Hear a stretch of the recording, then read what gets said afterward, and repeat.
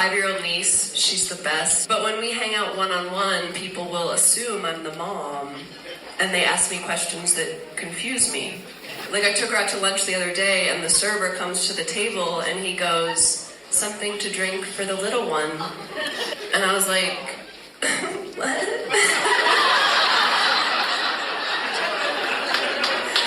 So bad. I guess I'll do a skinny margarita. And then I quickly realized my mistake. I was so embarrassed. I was like, oh my God, I am so sorry. The child will also have a skinny margarita. Good morning. It's Saturday, Bad Democrat Saturday, April the 4th, and this is The True Conservative. Welcome to all the butchers, bakers, and candlestick makers out there. I'm Ron, your host, and the only true conservative in the United States today. So today, after the Serenity Prayer and the patriotic song of the day, we will have the Bad Democrat. All that and more when I get back.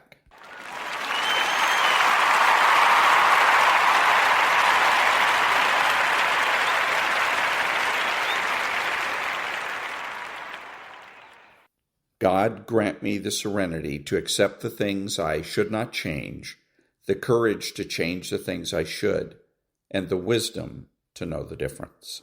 Amen.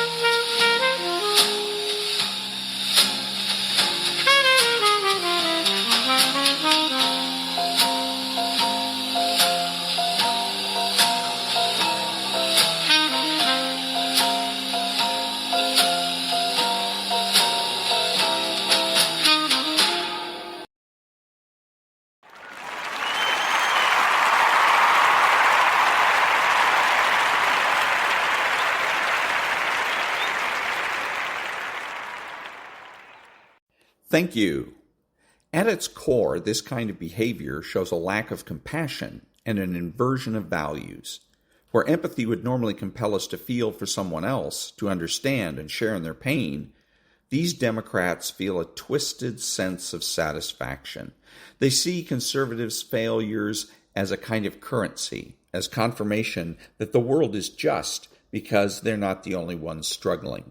They see conservative suffering not as something to alleviate, but as a balancing act that brings conservatives down to their perceived level. This attitude often stems from deep insecurity. When a bad Democrat feels chronically inadequate or resentful of conservative success, it becomes psychologically easier to root for their downfall than to improve their own situation. It's a shortcut to self-esteem. If conservatives lose, then the bad Democrat doesn't feel so far behind. Rather than aspire upward, they pull conservatives downward. It's not about winning, it's about making sure conservatives don't win either. That kind of mindset corrodes everything around it. It corrodes trust, ambition, and any genuine sense of community or mutual support. You'll often see this expressed in subtle, cutting remarks. Maybe it's a joke about someone's bad luck that's just a bit too sharp, a bit too rehearsed. Or it's a casual comment dropped in the middle of a conversation, something that seems harmless at first but reveals a deep-seated joy in someone else's pain. These are the bad Democrats who never fail to mention that someone had it coming, or who say things like, "I always knew they weren't that great anyway," the moment someone they secretly envied stumbles. That's a quiet kind of cruelty, but it's unmistakable once you learn to recognize it. This delight in misfortune doesn't stop at passive observation either. Sometimes it crosses the line into sabotage. If a person truly enjoys watching others fall, what's to stop them from giving the situation a little nudge, spreading a rumor, withholding help, amplifying someone's mistake? These become tools in their arsenal because if they can't feel good about themselves through honest effort, then at least they can feel better by ensuring someone else feels worse. And all of this is rationalized under a cloak of self-justification. They deserve it. It's just how the world works. It's important to note that this tendency is not only destructive to others, but also to the Democrat who harbors it. Over time, this way of thinking calcifies into a worldview. They become unable to feel joy unless it's contrasted with someone else's misery. Their identity becomes so entangled with envy and resentment that genuine connection becomes impossible. The bad Democrat begins to see relationships as competitions, life as zero-sum games, and others' happiness as a personal threat. So they isolate themselves, not through physical distance, but through emotional toxicity. The bad Democrat becomes incapable of celebrating others' victories, incapable of offering support, incapable of love without condition or agenda. Manipulation is a central tool in the behavioral toolkit of a bad Democrat, and among the most common methods they employ are guilt, fear, and charm. These are not simply reactions or emotional states, they are deliberate instruments of control. The manipulator studies others carefully, often subconsciously, learning how to push buttons, twist words, and frame situations in a way that gets them what they want. But they don't rely on honesty for transparency. Instead, they operate like emotional tacticians, constantly scanning for the most efficient path to dominance or self-preservation. This kind of manipulation is not incidental. It is often patterned, persistent, and calculated. Guilt is one of their primary weapons. They use it to make others feel responsible for their well-being, their mistakes, or even their happiness. You might hear things like, "After everything I've done for you," or "You're really going to leave me like this?" These statements are not expressions of vulnerability, they're traps. The goal is to make the other person feel obligated, indebted, and eventually submissive. The bad Democrats want you to believe that your boundaries are cruelty, that your autonomy is selfishness, and that your desire for fairness is a betrayal. This emotional twisting creates a psychological prison where the manipulated party questions their own sense of right and wrong. Fear is another potent tool in their arsenal. It may not always be overt. It doesn't have to come in the form of threats or yelling. Sometimes it's insidious, like a cold silence after you say something they dislike, a subtle implication that they could make your life difficult if you cross them, or the creation of an environment where unpredictability keeps you constantly on edge. The goal is to keep others anxious, unsteady, and eager to avoid confrontation. Now, if you're walking on eggshells, then you're easier to steer. Fear becomes a behavioral leash that shortens with every emotional outburst. Back in a minute.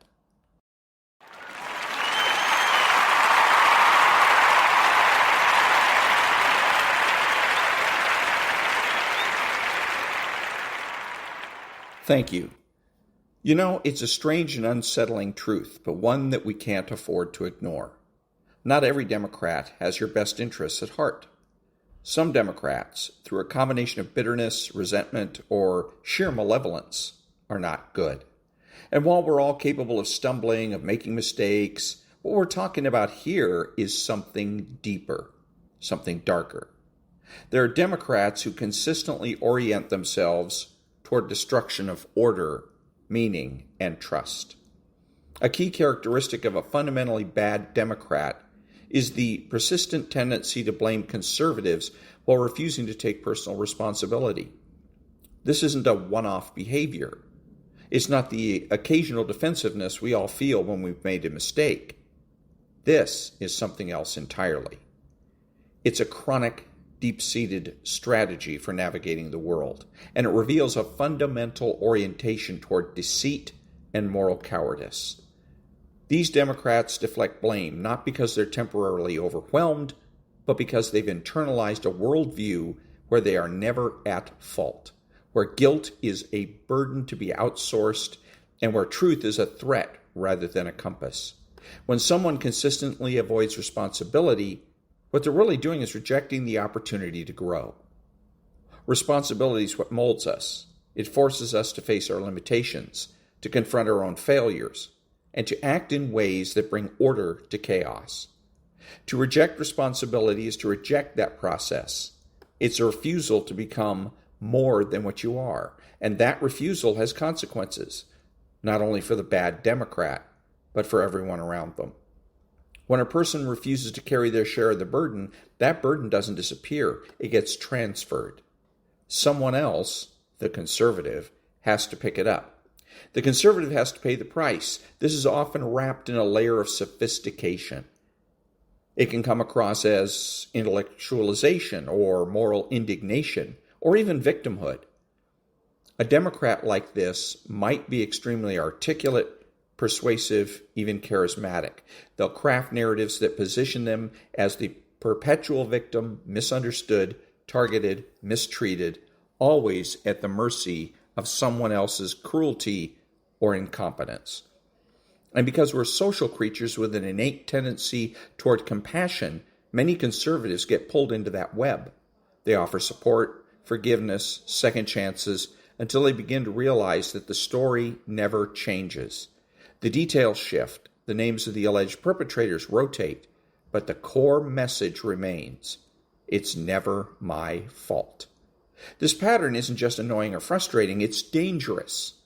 It erodes trust. It poisons relationships. It turns workplaces, families, and communities into breeding grounds for resentment and confusion.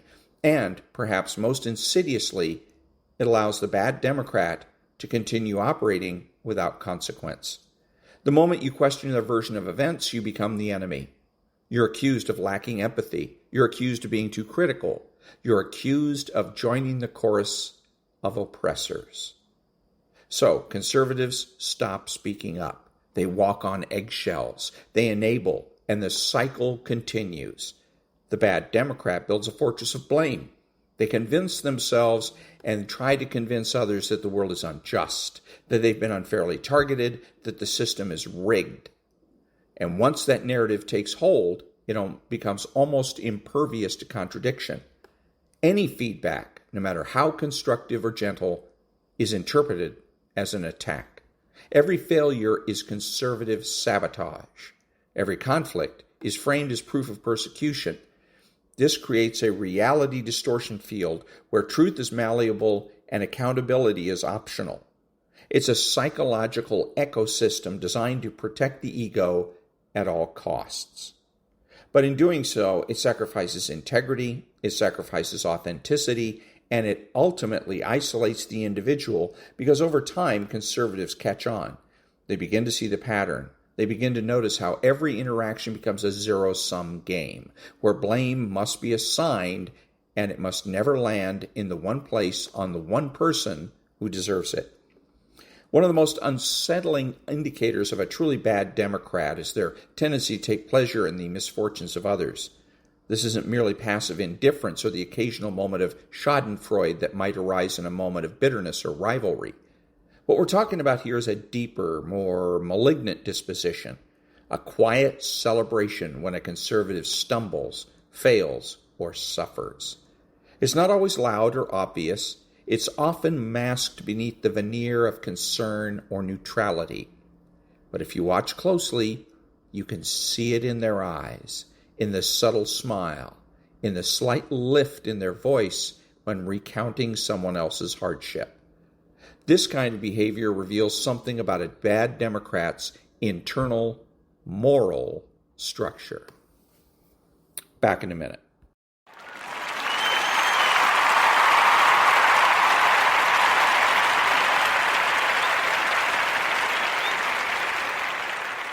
Thank you. And then there's charm, perhaps the most deceptive of all. The bad Democrat often knows exactly how to appear likable, trustworthy, even charismatic. They can be warm, witty, attentive, especially when they want something. Charm is their camouflage. It draws people in, lowers defenses, and masks the darker elements beneath the surface. It can be used to seduce, to earn trust, to disarm critics. And once the person is sufficiently charmed, once they've decided that this individual is nice or fun or just misunderstood, then the bad Democrat has free rein. Because now, if the bad Democrat behaves badly, others will rationalize it. They'll say, but they're usually so nice, or they didn't mean it like that, or they're just going through something.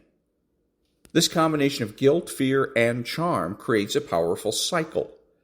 The bad Democrat can push and pull, punish and reward, confuse and clarify, all on their terms. People around them often end up second-guessing themselves, constantly unsure if they're overreacting or being unfair. They begin to internalize the idea that the bad Democrat's emotional state is their responsibility. This is not a mistake, it's the result of deliberate psychological conditioning. The bad Democrat thrives in environments where people doubt themselves and remain preoccupied with earning approval or avoiding conflict. Over time, this kind of manipulation becomes deep emotional corrosion. It leaves people drained, anxious, and disconnected from their own intuition. They stop trusting their gut. They learn to ignore red flags. They begin to normalize dysfunction, excusing behavior that they would never tolerate in another context. And the bad Democrat continues unchallenged because their tactics are so interwoven with subtlety and misdirection that it becomes difficult to point to a single obvious offense. They never say exactly the wrong thing. They rarely cross the line in a way that's provable.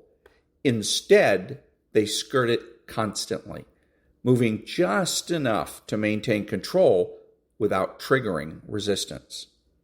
The defining trait of a truly bad Democrat is their constant lack of genuine empathy or remorse.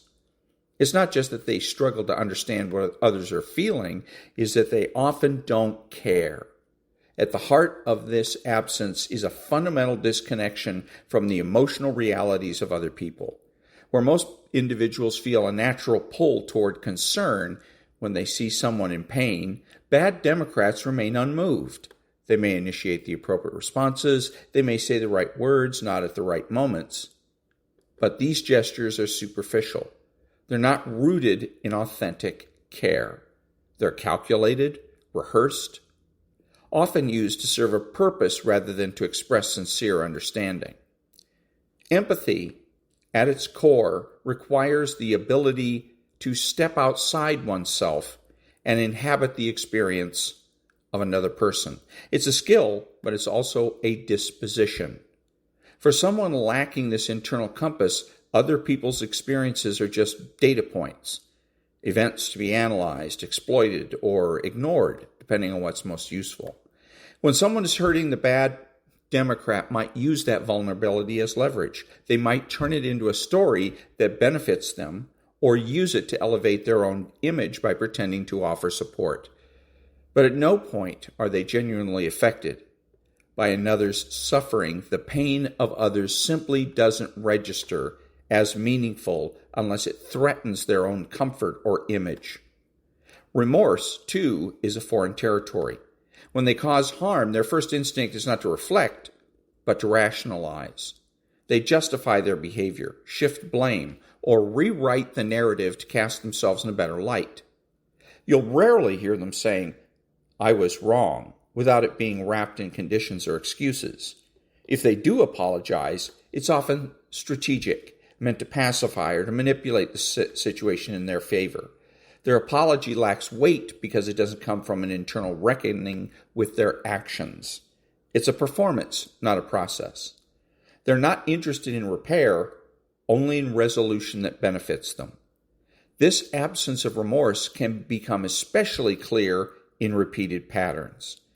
Everyone makes mistakes, but when someone hurts others consistently and shows no signs of guilt or change, it reveals a deeper issue. The lack of remorse removes any internal barrier to wrongdoing. There's no emotional cost to their actions, no internal mechanism urging them to do better next time. And without that emotional consequence, behavior becomes unchecked. They feel entitled to act on impulse, to deceive, to hurt, to manipulate, because there's no moral gravity pulling them back toward accountability. What's more, when they witness someone confronting them with hurt or disappointment, they often react with irritation, not reflection. Back in a minute.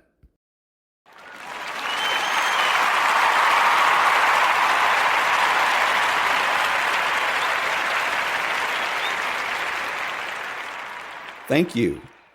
The bad Democrat might say the other person is too sensitive or that they've been making a big deal out of nothing. These dismissals are designed to invalidate the experience of the person they've harmed. It's not just that they don't feel remorse, it's that they actively resent the expectation of it. To the bad Democrat, being called out is more offensive than the original offense. They feel more inconvenienced by the emotional reactions of others and often see empathy as weakness or sentimentality. The implications of this are profound in relationships, workplaces, and communities. Without empathy or remorse, the bad Democrat becomes incapable of true intimacy or trust. Their interactions are transactional. People become tools or obstacles. If someone offers loyalty, they exploit it. If someone poses a challenge, they undermine or discard them.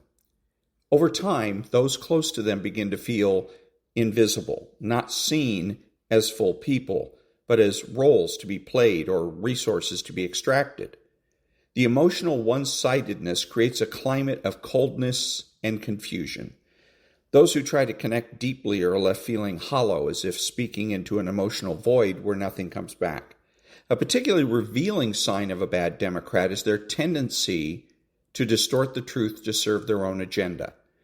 This isn't about occasional exaggeration or the white lies that people sometimes tell in complex social situations. It's a pattern, a repeated and intentional manipulation of reality designed to confuse, control, or protect a false image. These individuals have a flexible relationship with the truth, bending it whenever necessary to suit their goals, protect their egos, or discredit others. And the danger lies not in just the lies themselves, but in how convincingly and confidently they are delivered. When the bad Democrat habitually distorts the truth, they're creating a shifting reality. They rewrite events, omit key details, reframe conversations, and selectively emphasize certain facts while burying others. The narrative they offer is rarely rooted in what actually happened. It's shaped by what they need others to believe. And the stories they tell can be remarkably compelling. They often mix truth with fiction in just the right balance to make it believable. They might even believe their own lies to some extent, convincing themselves that their version is justified or more emotionally accurate than the actual facts. This distortion serves multiple purposes. First, it allows them to avoid responsibility. If the truth reflects poorly on them, they alter it until it doesn't. If they were cruel, they say they were misunderstood. If they failed, they blame someone else. The goal is never self-understanding or growth. It's self-protection. Second, it gives them power over others. By controlling the narrative, bad Democrats control perception. They plant seeds of doubt in the minds of others, obscure the intentions and actions of those around them, and frame themselves as either the hero or the victim, depending on which role gets them the most sympathy or leverage. A common tactic in this distortion is gaslighting, a deliberate attempt to make someone question their own memory, judgment, or sanity. The bad Democrat might flatly deny something they just said days ago, or claim that events happened in a completely different way. When confronted with evidence, they sidestep, deflect, or attack the credibility of the person presenting it. The aim is not clarity, it's confusion. The more disoriented the other person becomes, the easier they are to manipulate. And the longer this continues, the more the bad person's version of reality begins to take hold. Bad Democrats also often create conflicting versions of themselves tailored to different audiences. To one group, they are charming, loyal, and principled. To another, they might be bitter, cynical, and vengeful. This fragmentation allows them to operate without accountability. If anyone begins to piece together the contradictions, they quickly label that person as unreliable, jealous, or unstable. Their lies are rarely random. They are strategically placed to divide people, isolate critics, and maintain control. Over time, they build a web of deceit so intricate that even they struggle to keep track of it. What makes this behavior so destructive is that it erodes the basic foundation of trust. When truth becomes negotiable, relationships begin to crumble. People can't rely on what was said, can't resolve conflicts with clarity, can't build anything stable. The person who distorts the truth introduces a fog into every interaction, and that fog makes it impossible to see things clearly. It becomes hard to tell who said what actually happened, or how someone truly feels. This destabilization is not a side effect. It's the point. It keeps others from being able to challenge or confront them effectively. The worst part is that when they are eventually caught, they rarely express remorse. Instead, they pivot. They spin a new story, they accuse others of lying or conspiring against them, or they simply move on, unconcerned with the wreckage they've left behind. For them, truth is not a value, it's a tool. And as long as it can be shaped, hidden, or weaponized, they will never hesitate to do so. One of the clearest and most dangerous indicators of a bad Democrat is their tendency to repeat destructive patterns without any real sense of accountability. Back in a minute.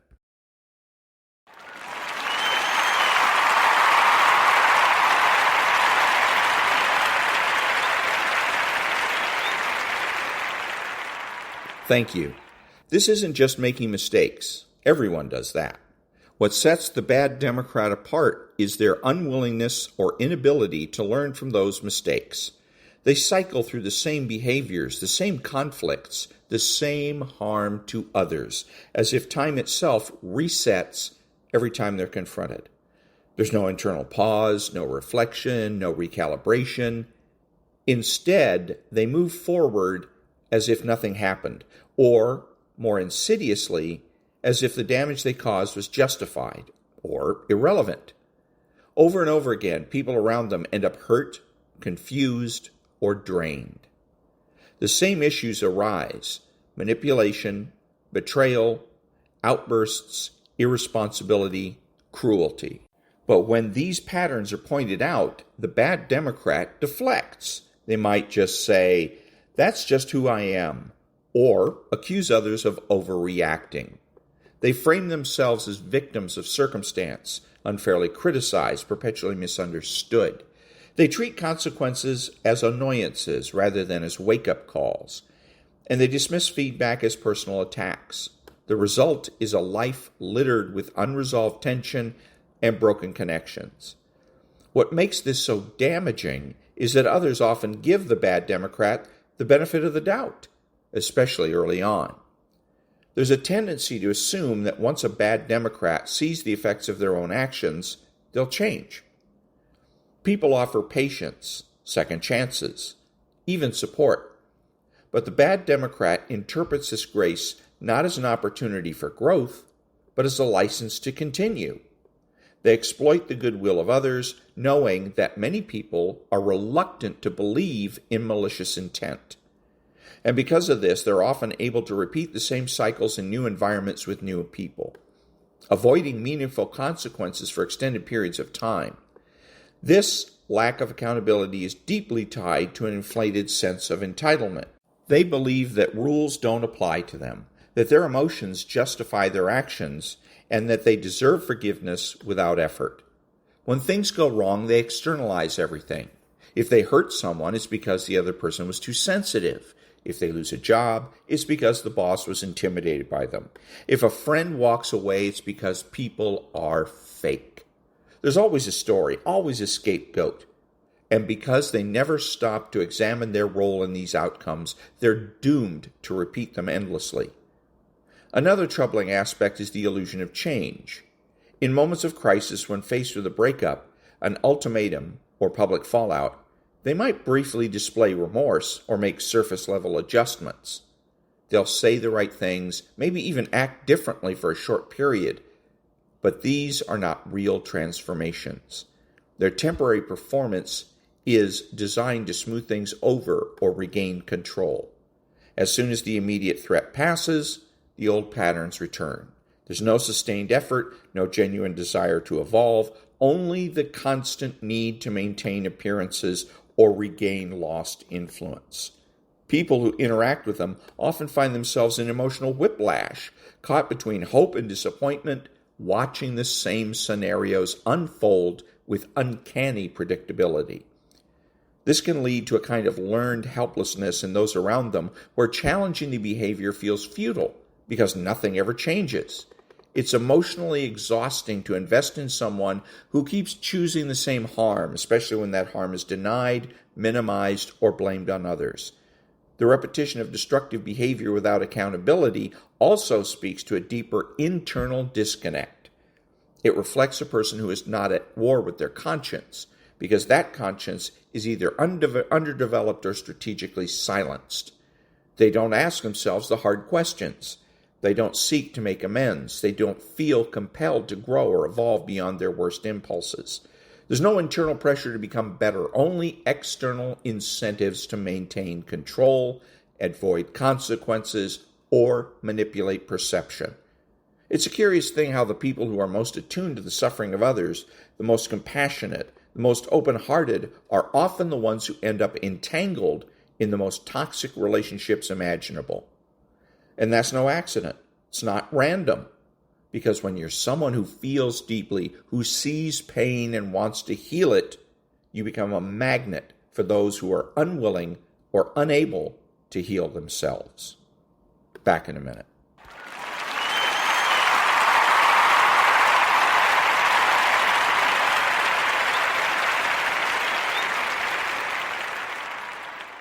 Thank you. Now, the bad Democrat, psychologically speaking, is someone who's constructed a kind of false self, a mask to shield themselves from an unbearable sense of inadequacy. But that mask is hungry. It needs validation. It needs control. It needs to consume the attention and emotional energy of others to keep itself intact. And who better to provide that supply than the conservative, who's wired to give, to understand, to soothe? But here's what the bad Democrat doesn't anticipate. Sometimes that conservative evolves. They get smart. They stop confusing kindness with self-sacrifice. They start to see, and when that happens, when a conservative gets smart, they transform into something formidable, the true conservative. This isn't about revenge. It's not about turning cold or cruel. It's about power. The kind that comes from clarity, self-respect, and a refusal to play a rigged game. So there are 5 powerful ways that the true conservative dismantles a bad Democrat's control. Not through aggression, but through wisdom, through boundaries, through truth. Because in the end, the greatest threat to a bad Democrat isn't rage. It's someone who sees them clearly and walks away anyway. You know, it's a remarkable thing how people can find themselves wrapped up in relationships that from the outside appear deeply dysfunctional, even damaging, and yet from within, they're remarkably difficult to escape. It's not always because the person on the receiving end is weak or foolish or naive, though they may feel that way after the fact. No, it's often because they're deeply empathic. They feel intensely. They're attuned to other people's emotions in a way that can become, paradoxically, both their gift and their curse.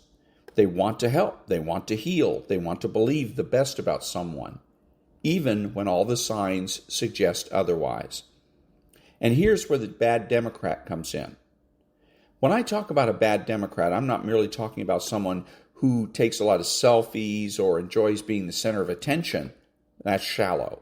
That's not the psychological reality of what's happening. The bad Democrat, at his core, is the constructor of a false identity. A bad Democrat doesn't feel secure in themselves. In fact, they feel quite the opposite. But rather than confront that, they build a persona, sort of a psychology that they wear. It's not really who they are, it's who they need others to believe they are in order to function. It's fragile, but it can be very convincing, charismatic even. And here's where the danger lies, because the conservative, especially the ersatz conservative, tends to believe that mask. They see the confidence, they hear the charm, they feel the intensity. And because they want to see the good in others, they overlook the warning signs, the inconsistencies, the manipulations. They rationalize the hurt. They excuse the outbursts. They internalize the blame. Not because they're weak, but because they're wired to empathize. They think, well, maybe they're just wounded. Maybe they just need more attention. And so they give and they give. But attention doesn't heal someone who refuses to face the truth. And that's something the true conservative begins to understand. There's a moment, often after a long period of confusion and emotional exhaustion, where they begin to recognize the pattern. They see that the relationship is cyclical. It creates a kind of psychological whiplash, and the conservative begins to feel like they're going crazy. They doubt their perception. They feel guilty for even questioning the bad Democrat. That's the effect of gaslighting and manipulation tactics the bad Democrat often uses to distort reality and maintain control. That didn't happen. You're imagining things. You're being dramatic. And slowly, the conservative begins to question their own memory, their own instincts. That's the erosion of the self. Back in a minute.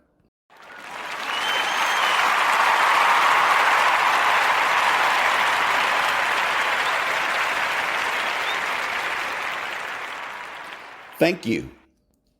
Because that's what conservatives become when they start integrating their empathy with discernment. They stop reacting. They stop explaining. They stop dancing to the liberals' tune. And instead, they start observing. They begin to pull back and watch, not from a place of detachment, but from a place of growing awareness. They start asking themselves, wait a second, who is this person really? Why do I always feel worse after talking to them? Why do I feel like I'm disappearing? Recognition. That's the first crack in the liberals' control. It's subtle, but it's profound. Because you can't manipulate someone who sees the game.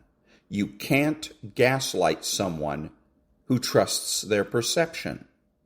Once the conservative recognizes the pattern, once they name it, they begin to regain their sense of self. And that's absolutely terrifying for the liberal, because liberal control is predicated on unconsciousness, on the other person not knowing what's happening, on the other person believing it's their fault, or that if they just do more, things will get better. But once awareness enters the picture, everything changes. The conservative starts researching. They read books, they watch videos, they talk to people who understand. And suddenly, the confusion lifts. The fog begins to clear. And what was once this overpowering emotional roller coaster becomes recognizable as a pattern, a manipulation loop designed to keep them off balance. And here's the truly powerful thing. The liberal has no idea how to deal with someone who sees them. Not just sees through the mask, but actually sees them. Because underneath all the bravado and posturing is a frightened, disintegrated person who spent their life avoiding themselves. Liberals aren't just afraid of rejection, they're afraid of being known, of being truly, authentically seen. Because to be seen is to be vulnerable, and to be vulnerable is to risk annihilation, at least in their mind. And so when the true conservative steps out of the fog and says, silently or aloud, I see what this is, it threatens the entire illusion. It's like turning on a light in a dark room. You don't have to fight the darkness. You just have to stop pretending it isn't there. That recognition is not dramatic. It's not a big confrontation. It's quiet. It's internal. But it changes everything. From that point on, the conservative's behavior starts to shift. They're less reactive, less emotionally entangled. They stop feeding the drama. They start setting boundaries, and the liberal feels it immediately because they're incredibly attuned to shifts in power. They sense that the grip is loosening, that the puppet strings are slipping through their fingers, and so they escalate. They may become more demanding, more desperate, or they may discard the conservative altogether, looking for someone easier to control. But either way, the conservative has changed. They're not the same person. They're knowledgeable now. And once you know, you know. So the first and perhaps most essential way a true conservative dismantles the liberal's control is by seeing, truly seeing. Not just with the eyes, but with the mind and the heart aligned. They recognize the illusion, they understand the game, and they decide finally that they're not going to play anymore. There's a reason people struggle with the concept of boundaries, especially those who are deeply empathetic, those who feel a moral obligation to be available to others, to listen, to support, to accommodate. And in many ways, that's admirable. It's rooted in something noble, like a desire to be good, to be generous, to care. But the problem arises when that generosity becomes a vulnerability, when it turns into a kind of psychological open door policy that liberals are particularly adept at exploiting.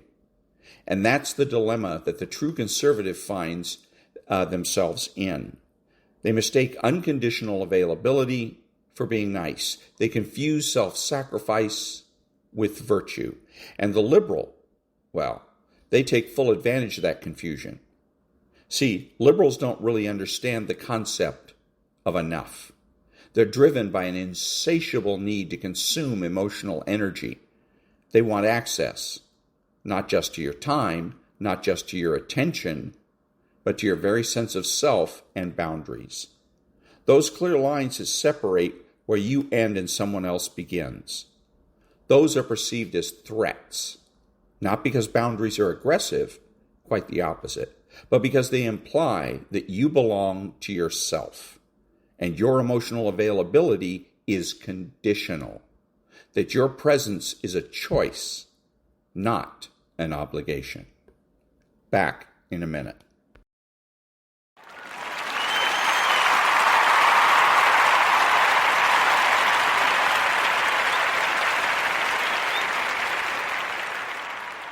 Thank you. And that terrifies the bad Democrat because control for them relies on unfiltered access. It's not enough for them to be part of your life. They need to be the center of it. They need to know that they can reach you whenever they want, disrupt your peace whenever they feel insecure, and pull you back into their orbit whenever they feel you drifting away. So when a true conservative begins to develop and assert boundaries, it's not a minor inconvenience for the bad Democrat. It's a full-blown existential crisis. It signals the end of control. But here's the thing. Conservatives don't start with boundaries. Most of them, especially those who end up entangled with bad Democrats, begin with wide open doors. They're agreeable, conscientious, and conflict avoidant. They don't want to hurt anyone's feelings. They've often been conditioned from childhood to prioritize other people's comfort over their own. Maybe they had a parent who was emotionally volatile, and they learned that peace came from compliance. Or maybe they were praised for being the good one, the one who never caused trouble. So, when they're into adult relationships, especially with manipulative personalities, that pattern continues, and it works for a while, until it doesn't, because eventually the conservative hits a wall.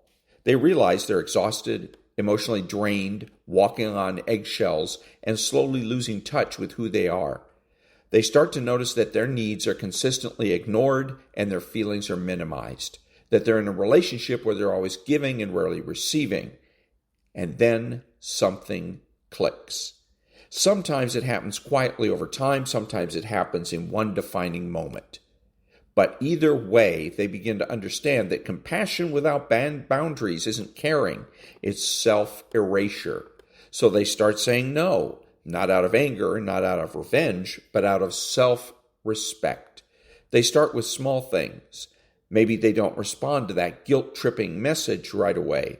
Maybe they decline the invitation that used to come with strings attached.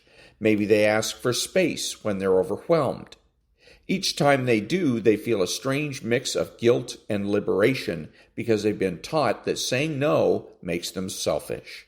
But deep down, they start to recognize something even more powerful, that every boundary is an affirmation of their humanity.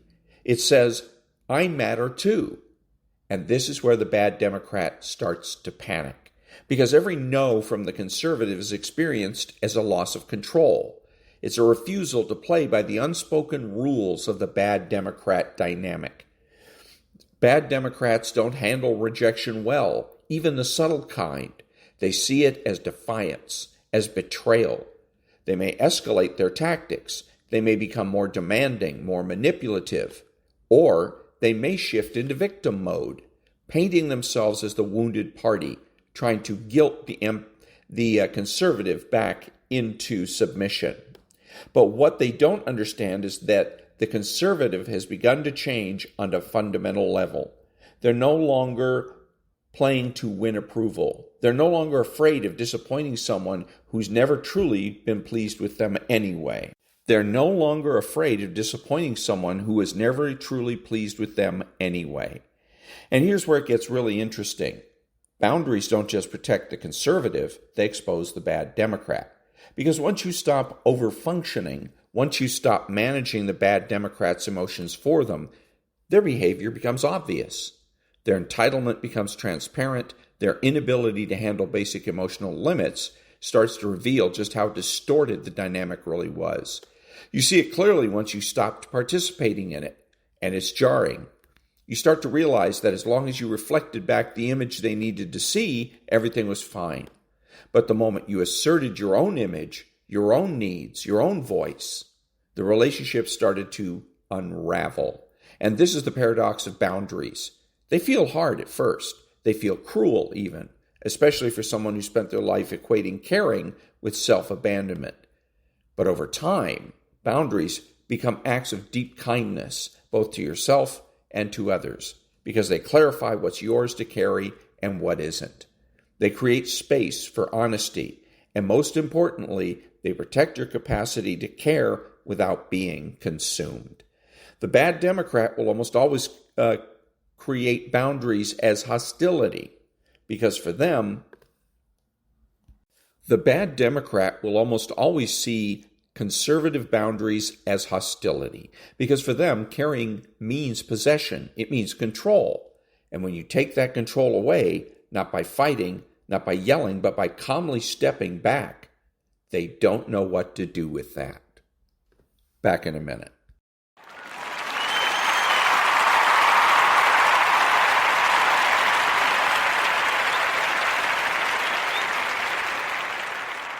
Thank you. They may beg, they may disappear, but in every case, they're reacting to the loss of power, not to the loss of you. And that's a painful truth that the true conservative eventually comes to terms with. The bad Democrat never respected them. They needed the supply, the attention, the reflection. And so the conservative stops being the mirror. They start being a person again, with edges, with limits, with sovereignty. They stop explaining themselves to people committed to misunderstanding them. They stop justifying their boundaries to people who never respected their absence. In doing so, they begin to reclaim their life. It doesn't happen all at once, it's a process. But each act of self-respect becomes a brick in the foundation of a new identity, one rooted not in overgiving, but in balance, not in fear, but in clarity, not in rescuing others, but in rescuing themselves. Here's a hard truth. The bad Democrat thrives on emotional reactions. They need them almost like they need air. It doesn't matter if the emotion you're offering is love, hatred, anger, or fear, as long as it's intense, as long as it's a reaction that places them at the center of your emotional world. They'll take it.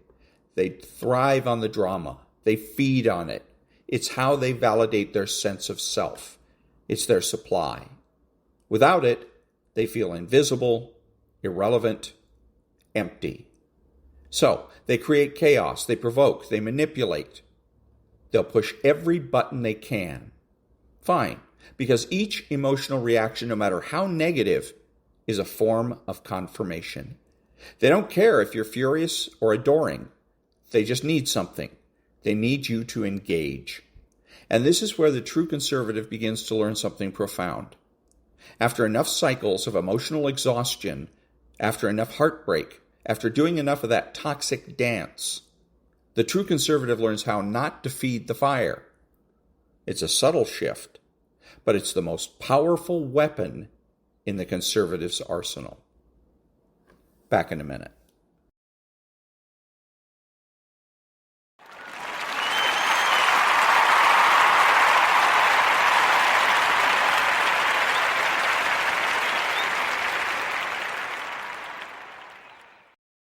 Thank you. This is Ron, your host, the only true conservative in the United States today, bidding adios to all the butchers, bakers, and candlestick makers out there, and reminding you that you're not neutral and that the government has no rights.